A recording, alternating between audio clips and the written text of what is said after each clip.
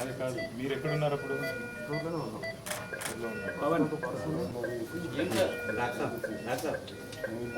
షాప్లో పనిచేసే ఎంప్లాయీస్ కానీ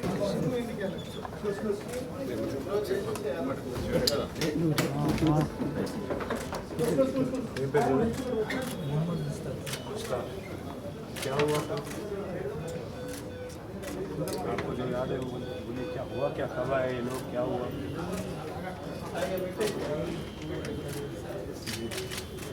भाई तो एक्चुअली फाइनल कर दिया मैं एक्चुअली, ये कुछ रॉन्ग हो गया। कितने लोग आए थे? 5 लोग। 5 लोग अंदर हो गए, अंदर होते साथ ही अपने को प्रेशर में ले लिए एक्चुअली। ग्रुप में बैठे होते। आप कितने लोग थे? मैं 9 लोग था सर। 3 लेडीज़ लोग अंदर थे, ऑफिस बॉय था, 1 2 3 4 कस्टमर नहीं थे? हमारा एक कस्टमर के तौर आए सर, आके फिर इन्वॉल्व हो गए। जब समझ गया सब बात ग्रुप में बैठे थोड़ा थोड़ा मेन थोड़ा जो रहते ना है सिक्योरिटी है, इसको तीनों के अंडर में मैं बैठ के थोड़ा सा ऑलरेडी आप लोग उन लोगों का काम उन लोग स्टार्ट कर दिए हैं, बट जीवन 15 मिनट। हेलो, क्या क्या लिखेंगे अल्टीमेट? पता नहीं सर, मतलब सब लोग chips on the micro chips on the later on once it is stabilized we will do it. there is nothing that needs to be worried about. I'm not worried. Internal bleed on the yesterday morning and by evening scan it was okay, improving sir, and we started him on feeds, oral feeds for these. We like tea and we gave him tea also. Okay. Summer में धूप में चाय P tension relax हो। अंदर चाय में पिया sir, एक मस्त क्या कुछ भी नहीं खाया सर। तारीफ कर रहा हूँ मुश्ताक, हो गया जो होना था हो गया, खुशकिस्मत हो आप, 100 साल जिएंगे तो ज़र्रा संभल के चलो, हिम्मत से रहना और संभल के चलो। Doctor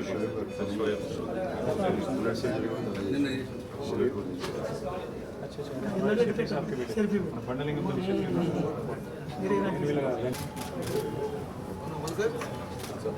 లోపల పోటీ వచ్చినాం బాగానే ఉన్నావా? అప్పుడు మనం తిన్నావు పొద్దు నుంచి కడుపులో దాకిందా? అది తన బుల్లెట్ తీసి తనకి డాక్టర్ ఎవరు? మీరే చేసింది షూర్ మీరే कुछ वाइटल्स कुछ राजू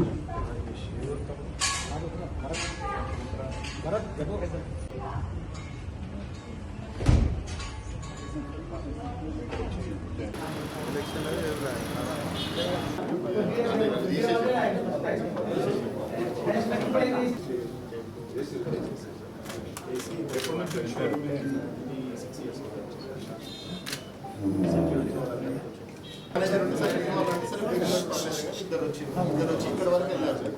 వాళ్ళు అక్కడికి వెళ్ళారు కదా, మళ్ళీ ఇద్దరు వచ్చారు. వాళ్ళు రావడం డైరెక్ట్ గన్ తీసుకొని గన్ షాట్ వాళ్ళు కొంచెం తిరగబడేసరికి ఫైర్ ఎంత పోయింది మరి ఇప్పుడు అసలు?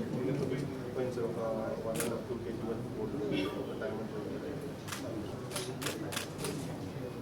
ఏం చెప్తున్నారు పోలీస్? మేము ట్రేస్ చేసినారా? అది ఇంతవరకు ట్రేస్ చేస్తున్నామని ఇక్కడ కూడా సీసీ కెమెరా హ్యాండ్ ఓవర్ తీసుకొని చెక్ చేస్తున్నాం. కరీంనగర్లో ఇంత స్థాయిలో ఇన్సిడెంట్ అయిందా? ఎన్నడూ లేదు. ఇప్పుడు లేదు సార్. మా స్టోర్కి వచ్చినా కూడా అంతా తెలిసిన కస్టమర్లు, మా పాత కస్టమర్స్ వస్తున్నారు. ఈరోజు ఇంకొక అతను బయట కూడా బైక్ పైన అబ్జర్వ్ చేసి బయటికి వెళ్ళిపోగానే కొంచెం తిరిగి వెళ్ళిపోయాడు. ఆరు వాడు కూడా ఉందా? వాడికి కూడా ఉందా? నా దగ్గర ఉందో వెపన్ లేదు తెలుసు. ఈ 5 దగ్గర వెపన్స్ 5 తుపాకులు పట్టుకుని కరీంనగర్లో ఎంతమంది మొత్తం ఎంప్లాయీస్ ఇక్కడ? మొత్తం నిన్న అవైలబుల్ ఉన్న వాళ్ళు 10 మంది సార్. మొత్తం 16 మంది ఎంప్లాయీస్. నిన్న సండే కూడా 6 రాలేదు సార్. 10 మందిలో 4 ఇంజ్యూర్ అయ్యారు సార్. 4 ఇంజ్యూర్ అయ్యారు. వాళ్ళు కూడా అవుట్ ఆఫ్ డేట్. నేను ఇక్కడ కస్టమర్ మేనేజర్ సార్. ఇక్కడ తెలంగాణ స్టోర్ నా పేరు మదన్. ఇవాళ కరీంనగర్లో నిన్న జరిగిన దుర్మార్గమైన ఘటన, అది దురదృష్టకర ఘటన అని చెప్పి ప్రభుత్వం తప్పించుకునే ప్రయత్నం చేస్తూ ఉంది. ఒక దుర్మార్గమైన ఘటన, సభ్య సమాజం తలదించుకునే విధంగా నాగరిక సమాజం, అందులో ముఖ్యంగా కరీంనగర్లో ఉండే చైతన్యవంతమైన ప్రజానీకం ఒక్కసారిగా ఉలిక్కిపడే విధంగా జరిగిన సంఘటన ఏదైతే ఉందో, ఈ విషయంలో మా పెద్దలు, పార్టీ అధ్యక్షులు, తెలంగాణ తొలి ముఖ్యమంత్రి కేసీఆర్ గారి ఆదేశం మేరకు మేమందరం కూడా ఇవాళ నిన్నటి ఘటనలో జరిగిన బాధితులను పరామర్శించి వారికి ధైర్యం చెప్పి, అట్లాగే ఏ జ్యువెలరీ సంస్థ అయితే ఉందో పిఎంజే, ఆ సంస్థ యాజమాన్యంతో కూడా మాట్లాడి ఏం జరిగిందో తెలుసుకుని, అట్లాగే స్థానికంగా ఉండే పోలీస్ అధికారులతో కూడా మాట్లాడి మరి సంఘటన జరిగి దాదాపు 30-32 గంటలైతా ఉంది. మరి ఏం జరిగింది, ఇంకా ఎందుకు ఇంత అరాచకానికి తెగబడ్డ వాళ్ళు, బహుశా నాకు తెలిసి కరీంనగర్ చరిత్రలో ఎన్నడూ కూడా ఇట్లాంటి దుర్ఘటన ఎన్నడూ కూడా జరగలేదు, ఇంతటి దుర్మార్గమైన సంఘటన ఎన్నడూ జరగలేదు. 5 పొద్దున్నే 11 గంటలకి 5 దొంగలు, ముష్కరులు పిస్తళ్ళు పట్టుకొని ఒక షాపులో డే లైట్లో చొరబడి అక్కడ ఉన్న వాళ్ళందరినీ భయభ్రాంతులకు గురి చేసి దాదాపు అర్ధగంట సేపు ఆ షాపును, ఆ ఏరియాని హైజాక్ చేసినంత పనిచేసి చివరికి కాల్పులు జరిపి దారుణంగా దాదాపుగా వారు పడిపోయిన వాళ్ళు చనిపోయారేమో అనుకొని భయపడి పారిపోయారు తప్ప పోలీసులు రావడం వల్లనో లేకపోతే ప్రభుత్వ స్పందన వల్లనో ఏమీ జరగలేదు. ఇవాళ పరిస్థితులు ఎట్లా ఉన్నాయి తెలంగాణ రాష్ట్రంలో అంటే, కేసీఆర్ గారి ప్రభుత్వంలో ఆనాడు కేసీఆర్ గారు తీసుకొచ్చిన విప్లవాత్మకమైన వ్యవసాయ విధానాల వల్ల రైతు బంధు లాంటి పథకం కానీ, 24 గంటలు వ్యవసాయానికి ఉచితంగా విద్యుత్ ఇచ్చే కార్యక్రమం కానీ, పెద్ద ఎత్తున చెరువులను మిషన్ కాకతీయలో టేకప్ చేయడం కానీ, అట్లాగే నీటి వనరులను గోదావరి కానీ కృష్ణా కానీ సద్వినియోగం చేసుకోవడంలో కానీ ఇవన్నీ చేయడం వల్ల కేసీఆర్ గారి ప్రభుత్వంలో మన రాష్ట్రం పంజాబ్ను, హర్యానాను తలదన్ని వ్యవసాయంలో నెంబర్ 1గా నిలిచింది. మరి వాళ్ళ రేవంత్ రెడ్డి గారి హయాంలో ఎట్లా ఉంది అంటే, బీహార్ను, ఉత్తరప్రదేశ్ను తలదన్ని నేరాలలో మన రాష్ట్రం నెంబర్ 1గా నిలిచే ఒక దౌర్భాగ్యపు పరిస్థితి దాపురించిందని చెప్పక తప్పడం లేదు. ఎన్నడూ కరీంనగర్ చరిత్రలో, నేను కూడా ఇక్కడ పుట్టినవాడిని, ఇక్కడ చదువుకున్నవాడిని 2-3 ఏళ్ళు. కరీంనగర్లో నేను దాదాపుగా నాకు 45 ఏళ్ళ సంబంధం ఉంది కరీంనగర్తో. ఈ కరీంనగర్ పట్టణంలో నాకు బుద్ధి తెలిసినప్పటి నుంచి ఇక్కడున్న పెద్దలు కూడా అందరిని అడిగినాను, జీవన్ రెడ్డి గారిని, కమలాకర్ గారిని, ఇంకా మా సోదరులందరినీ, ఎప్పుడన్నా ఎన్నడన్నా ఇట్లాంటి సంఘటన గురించి మీరు విన్నారా? 5 తుపాకులతో 5 ముష్కరులు వచ్చి ఒక వ్యాపార సముదాయంలో చొరబడి భయభ్రాంతులకు గురి చేసి దాదాపు 4-5 కోట్ల రూపాయల విలువైన సంపద దోచుకోవడమే కాకుండా 32 గంటలైనా పత్తాలేరు వాళ్ళని పట్టుకునే పరిస్థితి లేదంటే ఎంత దౌర్భాగ్యమైన పరిస్థితిలో రాష్ట్ర ప్రభుత్వం ఉన్నది, ఎంత హీనమైన పరిస్థితిలో ఈ నగరంలో పోలీసింగ్ వ్యవస్థ ఉన్నది, దాన్ని బట్టి చెప్పవచ్చు. శాంతి భద్రతలను పర్యవేక్షించాల్సిన రాష్ట్ర హోంశాఖ గౌరవ ముఖ్యమంత్రి గారి చేతిలోనే ఉన్నది. మరి ముఖ్యమంత్రి గారు ఏం చేస్తున్నట్టు, ఆయన కింద పనిచేస్తున్న పోలీసు వాళ్ళు ఏం చేస్తున్నట్టు దీన్ని బట్టి అర్థం చేసుకోవచ్చు. ఇవాళ ఇదేదో ఒక సంఘటన కాదు ఈ రాష్ట్రంలో జరిగింది. ఈ మధ్యకాలంలో ఒక్కసారి మీరు చూడండి దయచేసి, హైదరాబాద్ శివారు ప్రాంతంలో చందానగర్ అనే ఒక ఏరియా ఉంటుంది. చందానగర్ అనే ఏరియాలో ఇట్లాగే ఒక జ్యువెలరీ షాప్ మీద పడి అక్కడ కూడా పొద్దుట పూటనే దాడి చేస్తే ఇంతవరకు ఆ సంఘటనలో ఏమైందో, ఎవరికి న్యాయం చేశారో ఇంతవరకు ఎవరికి తెలియని పరిస్థితి.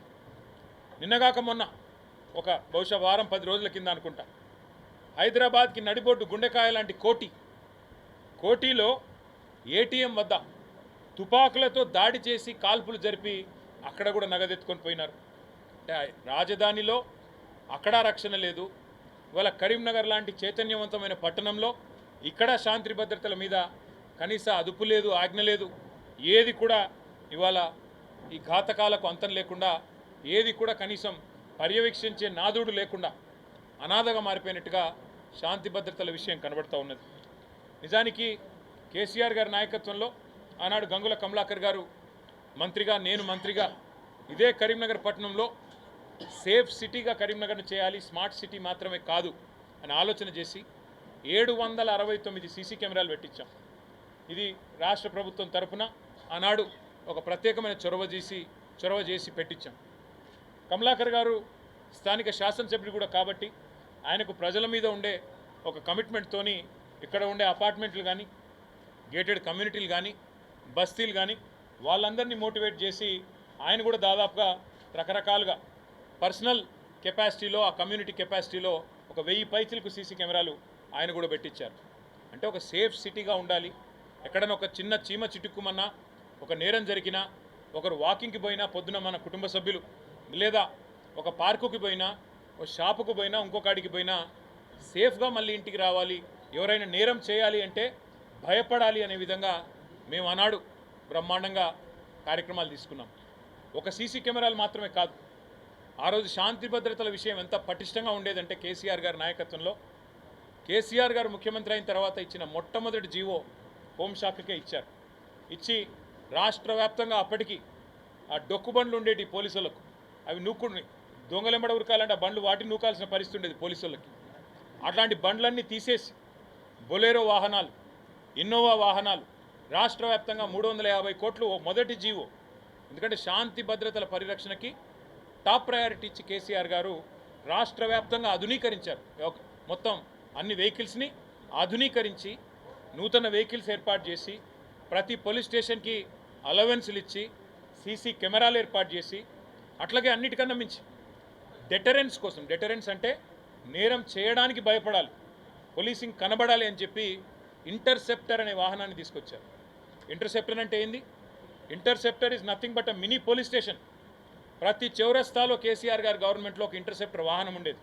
ఎందుకంటే ఎవరైనా నేరం చేయాలి అంటే అక్కడ పోలీసు వాళ్ళ బండి కనబడుతున్నది, మనం ఎటుపోయినా తప్పించుకోలేము అనే ఒక భయం ఉండేది. మరి ఈరోజు ఆ ఇంటర్సెప్టర్ వాహనాలకు దిక్కులేదు.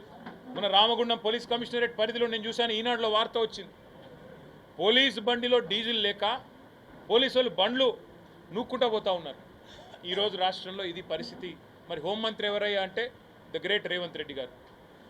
నేను అనేది ఇవాళ ఈ రాష్ట్రంలో ఈ రకంగా పోలీసు వాళ్ళ వ్యవహారం ఉంటే ఆ పోలీస్ మంత్రి గారు ఏం చేస్తున్నట్టు, ప్రభుత్వం ఏం చేస్తున్నట్టు, పట్టపగలు 11 గంటలకి ఉదయమే 5 తుపాకులతో కరీంనగర్లో దుండగులు సంచరిస్తుంటే ఏం చేస్తున్నట్టు ఇక్కడ పోలీస్ యంత్రాంగము?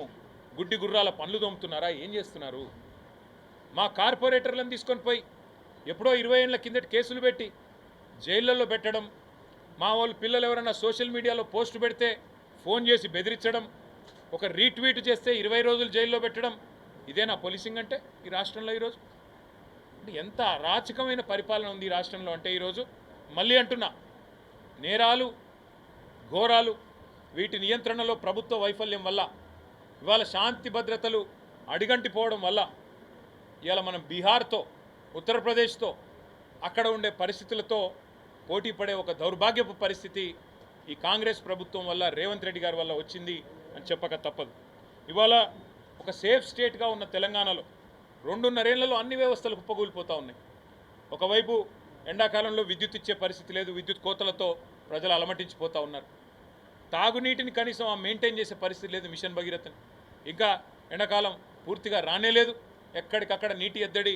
ప్రజలు మమ్మల్ని అడుగుతూ ఉన్నారు, అన్న బోర్లు కావాలి, ఊర్లలో బోర్లు కావాలి, పట్టణంలో బోర్లు కావాలి అని అడిగే పరిస్థితి. ఏమైందయ్యా మిషన్ భగీరథ అంటే?